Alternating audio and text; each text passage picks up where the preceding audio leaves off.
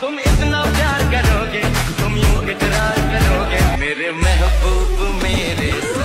হঠাৎ করে ঢাকা থেকে শ্বশুর আব্বু ফোন করে বলে যে আমি গ্রামে আসছি একটা কাজে, তোমরা যেন তাড়াতাড়ি করে বাড়িতে চলে আসো। আসলে শ্বশুর আব্বু যখনই আসে তখনই আমাদেরকে ফোন করে আমরা যেন গ্রামে চলে যাই। আর আপনারা অনেকেই জানেন আমার শ্বশুর আব্বু এখনো জব করে, তো সে পারপাসে সে ঢাকাতে থাকে। কিছুদিনের ছুটিতে একটা কাজে সে গ্রামে এসেছে 2-1 দিনের জন্য। তো আমাদেরকে তো যেতেই হবে, যেহেতু শ্বশুর আব্বু এসেছে, তার নাতিকে দেখবে, আমাদের সঙ্গে দেখা করবে। তো এই জন্য আমি শ্বশুর বাড়িতে গিয়েছি। আর আমার শ্বশুর আব্বু আমার হাতের রান্না খেতে অনেক বেশি পছন্দ করে, যার পরে দেখছি শাশুড়ি আম্মু এখানে মুরগির মাংস রান্না করেছে, একটা ডাল রান্না করেছে, আর আমার জন্য রেখেছে আমার হাতের স্পেশাল রান্না খাওয়ার জন্য। কারণ আমার হাতের রোস্ট রান্না খেতে আমার শ্বশুর আব্বু অনেক বেশি পছন্দ করে। সবকিছুই রেডি করে রেখেছিল, আমি যাওয়ার পরে রান্না করব, তারপরে তারা খাবে। আসলে কতটা আমার হাতের রান্না পছন্দ করলে তারা সবকিছু আমার জন্য রেখে দেয়। আর মাংসটা একটু মেরিনেট করে রাখতে হয়, সেটা মেরিনেট করে আমি একটু আমার রুমে গিয়েছিলাম।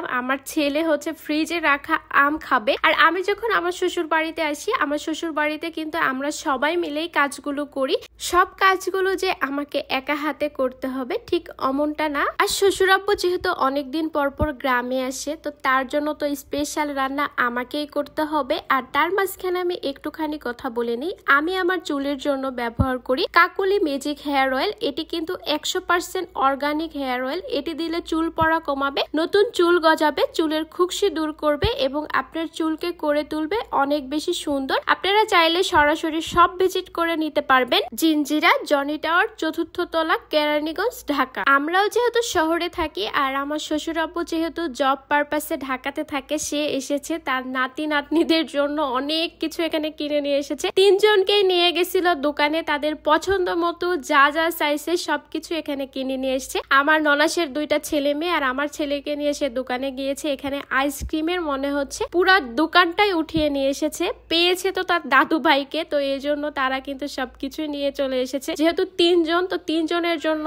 এখানে সমান পরিমাণে সব জিনিস নিয়ে আসা হয়েছিল। তো আমার শাশুড়ি আম্মু সবাইকে আবার আলাদা আলাদা করে দিয়ে দিচ্ছিল। আর প্রত্যেকটা বাচ্চাদেরই কিন্তু এগুলো একটা ভালোবাসা। এই যে আমরা কিন্তু আইসক্রিম দিতে চাই না, কিন্তু সে তার দাদু বাড়িতে গেলে দাদুকে ধরে ঠিকই কিন্তু সে আইসক্রিম নিবে, বা তারাও তাকে ভালোবেসে আইসক্রিম কিনে দেয় এবং দোকানের মনে হচ্ছে যে সব আইসক্রিম তাকে নিয়ে এসে দিবে, ঠিক এমনটা। আর এদিকে কিন্তু আমি গুছিয়ে রান্নাগুলো করে নিচ্ছিলাম, সবাই আমাকে সাহায্য করছিল। তারপরে আমার শ্বশুর আব্বু বাড়িতে আসলে সন্ধ্যাবেলায় কিছু না কিছু সে বাইরে থেকে নিয়ে আসে, সেগুলো আমরা সবাই মিলে একই সঙ্গে বসে খাই। আসলে আমরা যখন শ্বশুর বাড়িতে যে খাবারগুলাই খাই না কেন, আমরা কিন্তু সবাই মিলে একই সঙ্গে বসে থেকে খাই, যে দুপুর হোক, রাত হোক বা সকালে হোক। আসলে যখন সবাই মিলে থাকবো তখনই কিন্তু এই মজাটা পাওয়া যায়। আর আমি সব সময় চেষ্টা করি সবাই মিলে থাকার, আর সবাই মিলেমিশে থাকার মধ্যে একটা শান্তি আছে। আর এখন যেহেতু গ্রামে কিন্তু আম, কাঁঠাল অনেক কিছুই পাওয়া যাচ্ছে, আম প্রায় শেষের পথে, কিন্তু গাছে কিন্তু